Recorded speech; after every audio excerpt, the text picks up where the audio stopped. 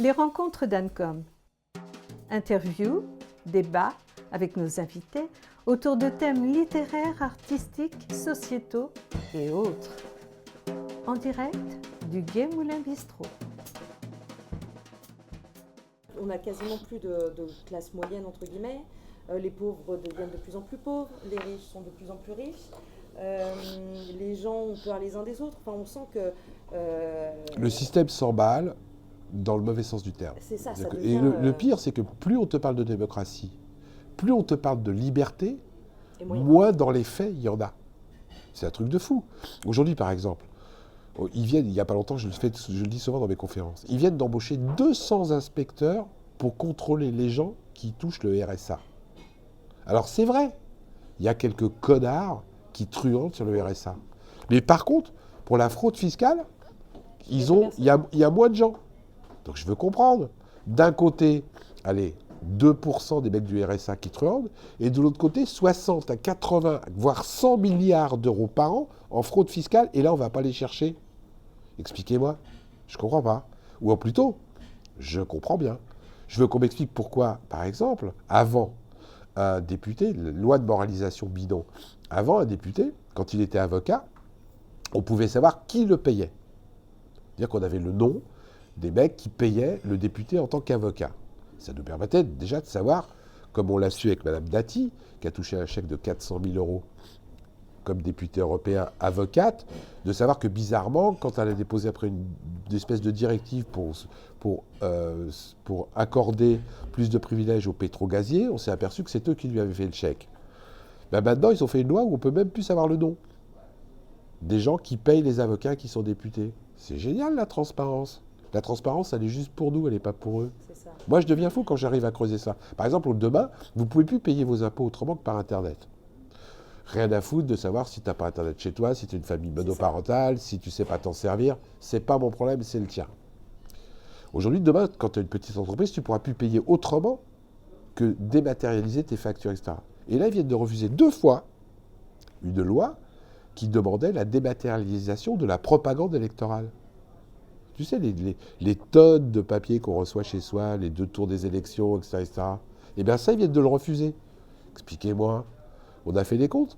La propagande électorale pour les députés sur la France, ça coûte 60 millions d'euros par tour. C'est énorme. Ça en ferait des petites économies, là. Ouais.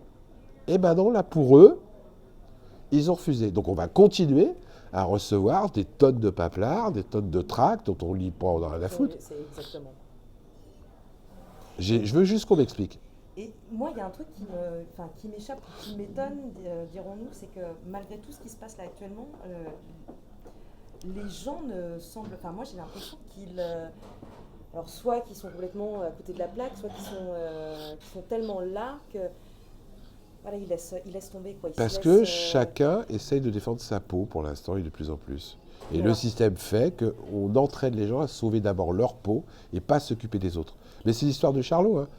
Mais justement, comment... On se retourne pour dire c'est toi qui vas, c'est toi, puis à la fin, il n'y a plus personne. Ou tu sais, c'est l'histoire que je sors sous-temps, qui est passée à un moment donné, où un jour, il y a des mecs qui viennent dans une traction, puis qui emmènent l'Afghan du coin, et ils remarquent, et puis personne ne bouge. Et puis le lendemain, ils viennent et ils emmènent les homosexuels. Et puis dans le quartier, personne ne bouge. Et puis le lendemain, ils viennent et ils emmènent les noirs. Personne ne bouge. Le lendemain, ils viennent, ils emmènent les juifs. Puis personne ne bouge. Et puis à un moment donné, tu es tout seul et personne vient te défendre, parce que c'est toi qui viens te chercher. On en est là. Est-ce qu'il n'y a pas moyen de travailler avec des avocats, faire des recours collectifs? Enfin, Mais il y a des gens, je connais un type que j'adore qui s'appelle David Koubi, qui s'est battu, qui en a pris plein la gueule lui aussi, parce que c'est pas simple le système. Il faut qu'on trouve d'autres systèmes aujourd'hui que la légalisation, parce que, je vais t'expliquer, ces types-là, ils ont de l'argent. Donc eux, ils peuvent payer des bons avocats. Monsieur Bolloré, quand il fait un procès, il demande jusqu'à 52 millions de dommages et intérêts. 52 millions de dommages et intérêts.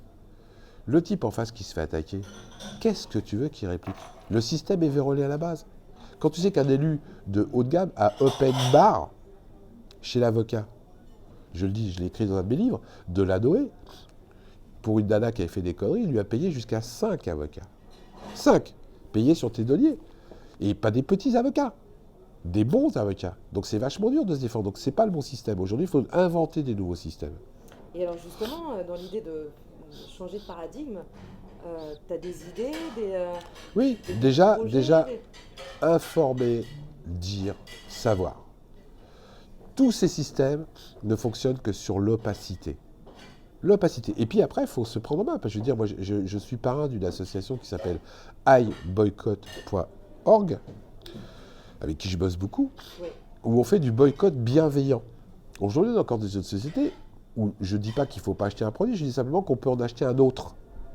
C'est vrai que le consommateur oublie qu'il a le Nous sommes. pouvoir, c'est ça, c'est dans le portefeuille. Mais c'est nous, là. Exactement. Un riche n'est riche que parce qu'il y a des pauvres. Et parce qu'on veut bien effectivement donner le billet là où À partir du moment où tu le mets ailleurs, ton billet, ça change la donne. ils sont morts. On a gagné comme ça avec les boîtes de conserve Petit Navire. Les boîtes de conserve Petit Navire, on s'est aperçu que leur méthode de dragage des poissons était Oui, innommable. Ils grattaient, ils en avaient pour récupérer 3 tons, ils tuaient je ne sais pas combien. On a lancé un boycott bienveillant en disant aux gens n'achetez plus Petit Navire, achetez d'autres boîtes de thon. 3 mois après, Petit Navire changeait ses méthodes. Comme quoi ça fonctionne. C'est nous le nombre, c'est nous les acteurs de la société. Et on laisse ces gens-là décider pour nous. Et on les laisse nous manipuler. Mais sur le boycott, il y a Boycott bienveillant. boycott bienveillant. Parce que le boycott est interdit soi-disant par la loi. C'est ce que mais j'allais y venir justement. Beaucoup de gens le pointent du doigt en parlant en essayant d'expliquer que le boycott serait plutôt, bon je vais lâcher le mot, hein, même si c'est pas le thème, antisémite. Oui. Alors Comme que- l'abstention est la meilleure solution pour se débarrasser des élus politiques. C'est Tout ça. ça, c'est de la manipulation. Et les gens plongent. Parce que quand le pouvoir leur dit, ils le croient. Quand c'est des gens intelligents qui disent, rappelez-vous, arrêtez d'être idiots. Moi, je me rappellerai toujours de ce mec qui est venu nous voir à la télé pour dire l'amiante, mais c'est pas dangereux. Ou l'autre, la sommité. Je me rappelle, j'étais jeune. Non. Le nuage de Tchernobyl, il s'est arrêté à la frontière et puis il a fait un petit détour. Et les gens le croient. Mais aujourd'hui, on a les preuves que ces gens-là nous mentent. Quand vous voyez Fukushima, j'arrive jamais à le dire. À ce que je sache, hier, de s'approcher à 20 km de Fukushima, c'était mortel. C'était mortel. Eh bien, ils viennent de changer les normes. Maintenant, c'est plus mortel, tu peux y aller. Et puis ce qu'il y a de beau aussi, c'est Comme que ils ont besoin que les gens y retournent de façon économique, ils ont augmenté le taux des normes. Donc ce qui était dangereux hier, bizarrement, aujourd'hui, le même taux, c'est plus dangereux. Expliquez-moi. Et puis Macron a vendu des réacteurs quand même en Inde. Là, Mais oui, mais récemment, ça, je suis un foudrage. On est sur contre le sur nucléaire. des failles sismiques. Mais on est Donc, contre. le Fukushima va se. On est contre le nucléaire et on va les vendre à l'étranger. Moi, je me suis battu contre l'huile et le gaz de schiste en France. Il y a une loi qui est soi-disant passée en 2040, il n'y en aura plus. Et je vois qu'on va continuer à faire de la fracturation à l'étranger. Mais attendez, si c'est pas bon chez moi, C'est pas bon à l'extérieur. pourquoi c'est bon à l'extérieur? Je veux juste qu'on m'explique des trucs cons, moi. Je suis un type très pragmatique, je ne suis pas un type intelligent. Je vais te parler des 11 vaccins. Mais moi, je ne suis pas contre, parce que je ne suis pas un type obtus. Je veux juste qu'on m'explique pourquoi un gosse de 3 mois, on lui fait le vaccin de l'hépatite B. Or, l'hépatite B, à 80%, c'est le sexe. À moi de vouloir se lancer vers l'autorisation de sodomie des enfants, C'est ça. À 3 mois en général. tu vois? Je comprends. Et deuxième truc qui me rend fou, parce que je suis très pragmatique. Dans les vaccins, j'ai appris qu'il y avait des adjuvants d'aluminium. L'aluminium étant un truc qu'on n'arrive pas à évacuer. Un des seuls métaux que l'organisme humain ne peut pas évacuer. Mais j'arrive pas à comprendre que les adjuvants d'aluminium dans les vaccins, en France, soient interdits pour les animaux. Et c'est vérifiable et vérifié. Aujourd'hui, tu vas faire vacciner ton chien ou ton chat, il est interdit de leur faire un vaccin avec un adjuvant d'aluminium. Mais en revanche, C'est la loi, hein. Petit bébé de 3 mois, c'est pas grave. J'ai du mal, putain. Un chien interdit, un enfant autorisé. Expliquez-moi. Et moi, je suis imparable quand je fais ça. Est-ce qu'on pourrait pas Casier dire que- judiciaire vierge, c'est imparable. Il y a encore 400 métiers où tu ne peux pas travailler si tu ne présentes pas un casier judiciaire vierge. Je le dis souvent, pour travailler dans une mairie, tu es obligé d'avoir un casier. Si tu es condamné pendant que tu es dans la mairie fonctionnaire, tu peux être viré sans indemnité, sans droit à la retraite. Par contre, tu peux diriger la mairie en ayant violé, etc. Si tu n'as pas de peine d'inéligibilité, il n'y a pas de problème. De qui se moque-t-on? Donc tu nous expliquais qu'il y avait 400 professions pour lesquelles il fallait absolument présenter un casier. Oui, judiciaire. j'ai référencé dans mes livres 400 professions où il faut présenter un casier judiciaire vierge. Je ne comprends toujours pas que Macron ait menti à la télévision devant tout le monde en disant qu'aujourd'hui, plus aucun élu ne pouvait se présenter avec un casier B2. C'est faux, c'est un mensonge. Et est-ce que tu vas refaire une pétition justement? Ah mais je continue la pétition et je Continue lâche pas le toujours. morceau. De toute manière, je ne lâcherai pas parce que c'est un non-sens. Comment ça se fait que toi, tu es obligé d'en présenter un en tant que salarié et qu'en tant qu'élu, qui sont censés représenter la population, eux, ils n'ont pas besoin d'en présenter un. Aujourd'hui, le maire de Pesdas vient d'être condamné. Il n'a pas d'inéligibilité, donc peut toujours être élu. Il y a un député à La Réunion qui vient d'être condamné. Il est toujours député. C'est inadmissible. Au-delà du fait que tu présentes cette pétition, et puis tu bouges énormément, tu parcours toute la France, Ouais. tu donnes énormément d'interviews, de conférences. Je ne me le fais pas payer, hein, je précise bien. Mais bien sûr, mais tu es quelqu'un de terrain. Tu essayes justement d'informer les gens et de leur faire prendre conscience du système dans lequel on vit. Est-ce que tu vas être présent sur... je sais qu'au mois de mai, beaucoup de manifestations sont prévues sur Paris. Est-ce que Il y en a tu quelques-unes vas où je risque joindre- d'y aller, mais bon, je fais très attention à ne pas aller non plus partout, parce qu'après, il suffit que je me déplace quelque part pour que les gens me mettent une étiquette, et justement, moi, j'ai pas Tu ne veux d'étiquette. pas, je comprends, pour rester justement pleinement indépendant et pouvoir être Je objectif. Et... je veux être indépendant, très bien, et je veux pouvoir critiquer la droite et la gauche, la le gauche. centre et les extrêmes. Et voilà, donc je ne suis pas plus Asselineau que Jean Lassalle, que du Nicolas Dupont-Aignan, que Macron. Je suis juste contre la corruption. Et pourvu que ça dure, parce qu'il y a du boulot. Bah, là, malheureusement, il y a du boulot. Euh, Mais la corruption devient légale en plus maintenant, c'est ça qui est fou. puis, ouais. Il légalise la corruption. Il y a des textes de loi où c'est légalisé. Avant, par exemple, le secret des affaires. Non, bah non, tu ne peux plus dénoncer de malversation dans une entreprise, tu risques d'être mis en examen parce que tu as dérangé le secret des affaires. D'ailleurs, c'est un peu ce qui s'est passé avec... Attends, je vais t'en donner une meilleure que personne n'a noté. Le produit intérieur brut. D'accord? Ils viennent de passer une loi où ils vont rentrer dans le produit intérieur brut le montant du trafic de drogue en France. C'est magnifique. Mais personne ne se rend compte de la folie. Donc le trafic de drogue rentre dans le calcul du PIB. Mais c'est quoi ce bordel? Et les gens... Ah ouais, mais ça va aller mieux. Bah ouais, il y a plein de trafic de Ah oui, drogue. c'est sûr, c'est Donc ça va mieux. D'un côté, on lutte contre le trafic, et de l'autre côté, on prend la masse monétaire du trafic de drogue, qui est quand même important, pour la rentrer dans le PIB. Personne hurle. Moi, j'hurle. Puis surtout que c'est le début de quelque chose qui Mais peut n'importe quoi. arriver atroce, parce qu'on peut parler après de trafic d'organes, de la traite des blanches, Mais, de ça, n'importe quoi, mais on va le rentrer dans le PIB aussi, puisque ça rapporte de l'argent. Tout est basé Ça. sur le pognon. Le bien-être, on n'en parle plus. Du moment C'est que, pour ça que ça du rapporte moment que pas le assez. monétaire va bien. Sauf que le monétaire, de plus en plus, c'est pour quelques personnes. Je rappelle qu'aujourd'hui, il y a un rapport d'Oxfam qui est sorti, où il y a 8 personnes qui possèdent plus que 3,5 milliards d'individus. 8 personnes. Jusqu'où on va aller? Il y a 10 ans, ils étaient 380. Ouais. Oui, la vitesse où on va aujourd'hui? C'est ça, plus le temps passe et plus la notion du temps justement semble se réduire et on est toujours de plus en plus speed et avec la numérisation, l'ubérisation. Ah ben, dont tu parlais aujourd'hui, tout à l'heure. Aujourd'hui, tu deviens riche en 2 ans, 3 ans. Avant, il fallait une vie. Maintenant, en 3 ans, tu arrives, le système fait que. Mais le problème, c'est que le gâteau, c'est le même. Et à un moment donné, les parts de gâteau pour l'ensemble des gens se réduit.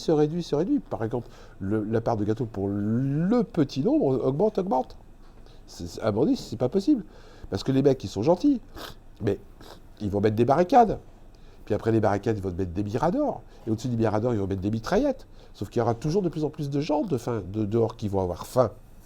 À un moment donné, il faut exploser.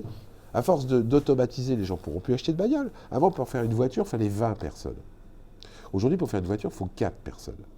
4. Ça fait 16 personnes qui n'ont plus le pouvoir d'achat. Donc après, ils t'inventent des crédits revolver, des crédits machin. Mais à un moment donné, tu as beau avoir des crédits revolver, tu te retrouves surendetté. Il y a un problème de dette et puis un problème de formation aussi, puisque du coup, il y a énormément d'emplois qui disparaissent. Ah bah attends, c'est évident, faut pas... Qu'on ne transmet plus, qu'on n'apprend plus. Et donc c'est autant de gens qui se retrouveront, ou de jeunes étudiants qui se retrouveront au chômage plus tard avec... Mais c'est pire que ça. Et je ne suis pas dans la théorie du complot. Aujourd'hui, le niveau intellectuel des enfants baisse. C'est pas moi qui le dis, il y a un rapport. Mais je vais vous donner encore un scoop ici. Vous connaissez la note du concours d'admission pour être professeur des écoles sur l'Académie de Créteil? Et je crois que c'est 3,4 cette année. 3,4. C'est atroce. Mais tu te rends compte... Moi, Sur 20, il faut bien le sur préciser. 20, c'est ça. Et les gens ne savent pas. Ça veut dire qu'aujourd'hui, si je veux enseigner, je vais passer un concours à 3,4. Concours national. C'est ça. Donc je saurais moins lire et moins écrire que les gamins à qui je vais Que apprendre. l'élève... C'est un bonheur. c'est magnifique. Donc on prépare des générations d'abrutis. C'est ça. Parce que les abrutis sont plus faciles à amener là où on veut les Tu amener. rajoutes à ça un petit peu de cultuel, un petit peu de machin, etc. Et on est bon. Et on est mort. Et par contre, ça va faire le bonheur de ceux qui vont pouvoir faire autrement. La masse ne pourra pas faire autrement. C'est Mais toi qui pourras mettre ton gosse en école privée, etc., tu auras les rênes de l'information. Tu auras les rênes du savoir. Après, tu fais ce que tu veux. C'est toi qui seras derrière l'ordinateur. Et justement, tout ce qui est éducation nationale, enseignement, quand on sait que donc on peut enseigner à 3,4, Mais c'est pire que ça. Les gosses, on leur apprend, soi-disant, de plus en plus de choses. Je dis bien de plus en plus de choses. Mais dans la réalité, ils ne savent plus compter. Les gosses ont de plus d'informations à enregistrer, mais ils ne savent plus lire.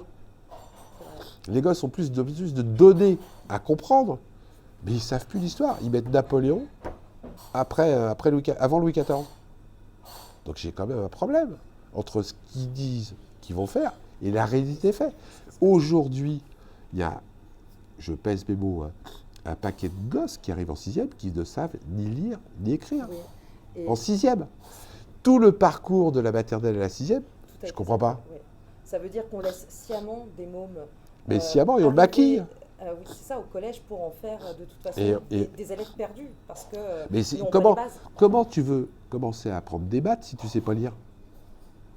Comment? C'est pas possible. Donc il n'y a pas les bases. Donc tout ça, c'est perdu derrière. C'est foutu. Et moi, j'ai été dans les conseils d'administration de l'école, etc. Il y a un paquet de gosses qui arrivent en 6e qui ne savent ni lire ni écrire. Pas de problème. À 16 ans ou à 14 ans, on les vire dans l'apprentissage et C'est ça. basta.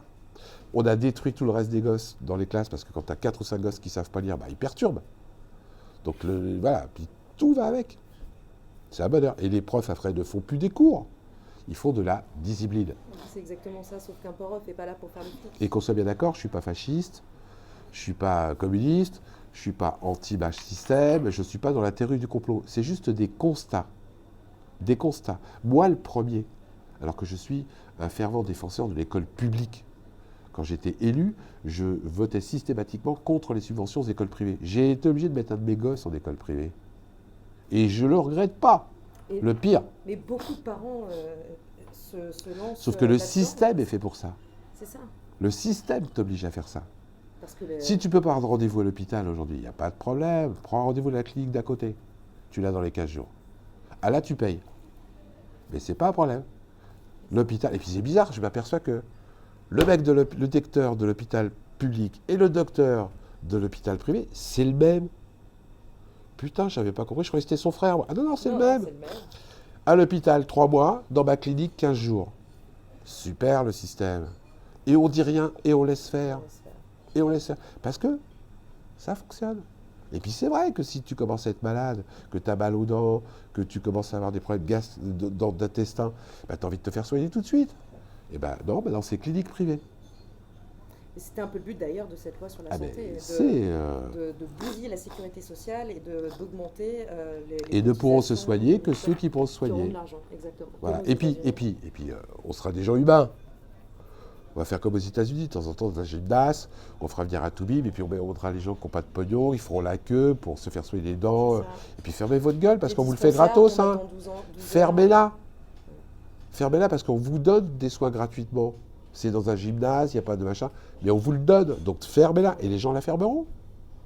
Parce que ça sera le système qui voudra ça. Et puis on leur a appris dans le temps à se contenter de ce qu'on Ben, veut soyez aussi. contents, C'est hein, ça. déjà, vous pouvez aller vous aller. Exactement. Comme je vous disais tout à l'heure, en début de conférence, soyez contents, vous avez 3 petits boulots. Mais il y a plein de gens, vous connaissez les contrats à 0 heure en Angleterre? Tu es assis sur une chaise, t'attends. Ton patron t'appelle, il te fait bosser un quart d'heure, il n'a plus besoin de toi, tu reviens t'asseoir sur la chaise. Et si jamais tu n'es pas content, il y a un autre mec qui est assis sur la chaise à côté qui prendra le boulot. Et ben, les gens ferment leur gueule, et ça s'appelle des contrats 0 heure. Il n'y a aucune obligation de te donner une seule heure de travail. Le patron te rappelle quand il a besoin d'un quart d'heure. Alors moi, je ne suis pas contre, encore une fois. Si à l'inverse, il y avait quelque chose dans l'autre sens. Mais le problème, c'est que là, le profit, il est à sens unique. Toujours. Il n'est pas partagé. Moi, je veux bien le partage du travail, etc. Je veux bien que les machines remplacent les hommes. Mais pourquoi on ne taxe pas les machines en charge sociale quand on remplace un homme? Ah bah non, c'est pas pareil. Ah bah tiens, pourquoi? Explique-moi. Je veux qu'on m'explique. Donc toi, tu remplaces le bonhomme, tu remplaces les charges, et tu vas prendre tout le profit. Il y a quelque chose qui ne va pas. Surtout qu'aujourd'hui, en termes d'investissement, tout retourne au numérique. Mais en plus de ça, on n'oblige pas les gens à dépenser le pognon, là, ils le gagnent. C'est une aberration. On nous a baratiné sur le fait que ces dernières années, on a récupéré plein d'argent de fraude fiscale. On a entendu partout ça dans la presse. Partout. Ah ouais. Sauf qu'on a oublié de dire que les gens, la plupart du temps, ils laissaient leur pognon à l'étranger. Donc j'ai détourné 10 millions d'euros, j'ai une amende, et j'ai légalisé ma fraude. Mais le pognon, il est toujours là-bas. Toujours là-bas. Ça me sert à quoi? À que dalle. J'ai encore fait un effet d'annonce. Monsieur de Gaulle, dont je ne suis pas un fervent partisan, en 1957, il a fait une pseudo-loi d'amnistie, mais les gens qui étaient gaulés et qui venaient, ils remettaient leur pognon en France. Tu ne le laissais pas en Suisse ou au Luxembourg. Et bien, c'est ce qu'il faut aujourd'hui. C'est quoi? Comment ça se fait que la plupart des lanceurs d'alerte, que je connais autour de moi, sont tous dans les emmerdes? Justement, je voulais te parler de Stéphanie Gibaud. Oui, mais il n'y a pas que Stéphanie, j'en connais bien. Il y a Yasmine, il y a un type que j'adore, qui est celui qui a dénoncé le scandale avec une vidéo que vous avez tous vue, où Arcelor balance des produits chimiques dans la terre, et qu'il a filmé. Il a été viré, il sort de 3 mois d'hôpital, plus personne ne lui parle, etc., etc. C'est une folie aujourd'hui. Tout est organisé pour que les gens qui osent dire autre chose, on les fasse taire. On les fasse taire. Il n'y a pas que Stéphanie, il y en a plein. C'est vrai qu'ils sont nombreux. Attends, ils ont tous des procès. Ces gens à se faire menacer, à se faire. Et moi, j'ai eu menace de mort. J'ai eu des menaces de mort aussi. Et je m'en fous, je les emmerde. Et justement, là, je sais que tu étais sur le salon du livre, ouais. Donc on va s'arrêter ici, mais je voudrais revenir sur Pilleurs de vie qui va sortir au mois d'octobre. Ouais. J'aimerais beaucoup qu'on te reçoive pour que tu puisses nous en parler. Ça sera avec plaisir. Pilleurs de vie, c'est la suite de Pilleurs d'État et du Goudron des Plumes, c'est que je prouve l'accointance entre l'économique et les politiques qui fait qu'ils sont en train d'organiser le pillage de notre vie, de la naissance à la mort. Preuve à l'appui. Et ça, c'est très intéressant parce qu'encore une fois, on s'aperçoit que finance, intelligence artificielle, tout ça va dans économie, le même politique, sens. sociale, santé, éducation, ils sont en train de faire que notre vie va être pillée de la naissance à la vie. Et ça commence. Je vous donne un dernier petit truc et je vais arrêter. Coca-Cola, vous connaissez? Oh oui, c'est pas Coca-Cola d'ailleurs qui assèche un peu tous les pays là. Non seulement elle assèche la flotte Coca-Cola, mais en plus ils viennent d'être désignés en France dans un organisme d'État. D'État. C'est vrai? Ouais, la lutte contre l'obésité dans le sport. C'est un peu comme McDo qui sponsorise les JO et. Et bien aujourd'hui, Coca-Cola s'occupe de la lutte de l'obésité dans le sport. Et ça, c'est en train de se préparer, ils pillent notre vie. Donc à partir du moment où ces gens-là, on va avoir ces postes, ils ne vont pas travailler pour nous. Ils vont travailler pour eux. Et comme ils sont au bon poste, ils vont nous expliquer qu'après avoir couru à 200 mètres, c'est bien de boire du coca. Ça désaltère. Et puis en plus, ça sera du coca light. Il n'y aura que 8 morceaux de sucre à la place de 7. Mais les gens diront, ah, c'est bon. Et bien c'est ce qu'ils sont en train de nous préparer, dans plein de domaines. Et ça sera le sujet, justement, de Pilleurs de vie. De la naissance à la mort, ils organisent le pillage de notre vie, à leur profit. À leur profit. Alors, on a très hâte de te recevoir pour t'entendre parler de Pilleurs de vie. Ça sera avec plaisir. Ça marche.